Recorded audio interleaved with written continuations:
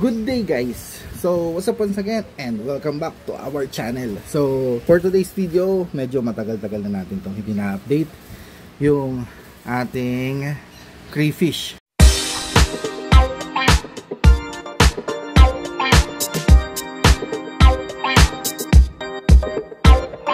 So ito na yung mga crayfish natin. So nilinis ko lang yung kanilang samtang kasi malumot na tsaka madumi na. Kung makikita nyo, mga corn work itong nandito kasi yan yung filter ko dati. So ngayon is tinanggalan ko lang ng mga dumi. Yan pa rin magiging filter natin and ipiprepare natin din yan para doon sa ating mga krillings. So kung makikita nyo dito sa baba, meron tayong tatlong dito, segregate. Ito yung mas nauna, siguro mga 1 week or 2 weeks na lang to mag-alagad to ng krillings. Ito naman is nasa pang 2 weeks pa lang niya, magto 2 weeks pa lang to. At ito naman bago pa lang. So yung mga lalaki natin is nandito sa baba. And also may dalawa tayo dito na female. So ayan, lilinisin lang natin ito in preparation para doon sa mga krillings na ma-hatch. Itong isang to, sana magtuloy-tuloy na. So kung hindi, medyo matagal-tagal na kasi ako mga hindi nakapag-vlog dito sa ating crayfish. So siguro nakadalawang pagbe-buried na itong mga so pangatlo na to. Pangatlong beses na nila mag-buried ka. So kasama ang palad, hindi natutuloy. Lagi nilang nilalaglag yung mga crayfish, yung mga eggs nila. Hindi ko lang alam kung ano yung cause, kung bakit. Baka siguro dahil na-stress sila. Dahil kapag pagka nag-buried sila, hinihiwalay ko kagad sila. Inaalis ko sila dito sa tubig nila, tapos hinihiwalay ko sila ng tank. So ito yung tank na pinaghihiwalay natin dati. So ngayon hindi ko sila inalis. Dito lang sila muna and hopefully sana na rin tayo ng mga crayfish. Makapagpa-hatch na tayo ng krillings. So ayan. So lilinisin lang natin to. Siphon lang natin yung mga dumi nila kasi medyo na talaga. Kapal na yung dumi nila. Tapos dagdagan na rin natin ng tubig. Kasi balik na lang din ulit natin. So yun muna guys. Later. So guys, ayun na. Nalagyan na natin ng tubig. Puro 2 timbang tubig lang nilagay natin dito. And kung makikita nyo, ito guys yung ating isang buried fish. Ayan. Ayun, nandun na siya eh. Nasa dulo na siya. Ayan siya.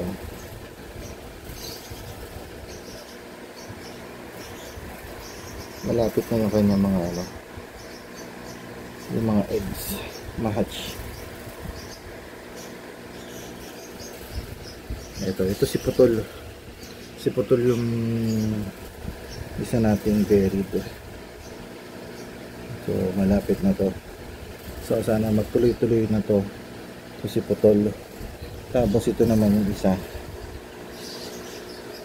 So ayan. Nasa loob naman siya, ayan.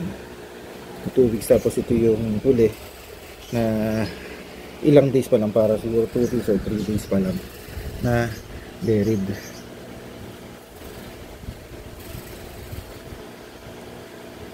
Naniniwa ko si Putol ulit. So ayan. So yun guys, update natin sa crayfish natin. So mayroon tayong 3 buried na crayfish. Sana magtuloy-tuloy na to. And nga pala, niready ko rin pala itong mga ayan, ito yung mga nakolekta ko na mga duckweeds doon sa sump tank natin kasi dumami yung duckweeds dito. So balak ko yan na ipakain doon sa mga magiging krillings kung sakali ng ating crayfish. So naka-ready na siya. Paparamihin na lang natin yung mga duckweeds natin para yun yung magiging sanctuary niya at saka pakain doon sa mga krillings natin. Kasi mabilis lang din naman dumami yung mga duckweeds natin eh. So yan yung magiging pakain natin sa kanila.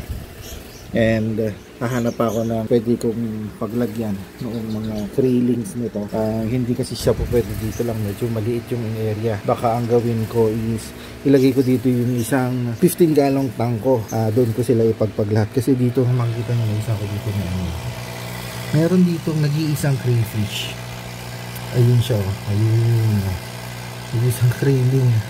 Medyo malaki-laki na siya, siguro almost 0.75 inch na siguro yan. Ilang linggo na rin siya nandyan, mga magwa 1 month na. Solo yan eh, soloista na napisa doon sa sa mga una natin na crayfish.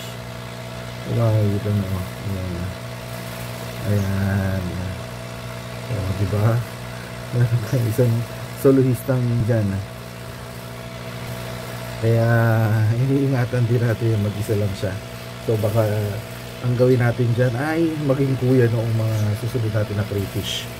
So ayun lang guys, yung update natin dito sa ating mga crayfish. Sana magtuloy-tuloy ka, wag mong ilaglag yung mga craylings mo. Okay, ayan. So ayun lang guys. So yun lang guys yung update natin doon sa mga crayfish natin. So ito sila, crayfish natin. So hopefully is pagtuloy-tuloy na yan. So tatlo yung hinihintay natin na buried na crayfish. Hintayin lang natin na mga mapisa yung mga eggs nila. And hopefully mapadami natin sila. Yung mga nagtatanong dyan, marami kasi nagtatanong kung nagbebenta daw ba ako ng mga crayfish na and kung magkano. So as of now po, mga sir, mga ma'am, hindi pa po ako nagbebenta ng crayfish kasi nag-uumpisa pa lang din tayo. Kung gusto nyong bumili ng mga crayfish, doon kayo kay Sir Sesep, which is I think nasa Bulacan, and si Sir Step naman is nasa may Marikina. Pwede nyo pong tignan yung kanilang mga Facebook page at nag-a-announce po sila doon ng mga ina-out nila ng mga taguro line na crayfish. So yun lang guys, at kung umabot ka sa point ng video na to at hindi ka pa nakasubscribe, please do like, share, and subscribe, and also hit the notification bell para lagi ka updated sa mga bago kong mga videos. So ayun lang guys, salamat sa panonood, thank you for watching, God bless, stay safe, and see you on our next video. Bye bye.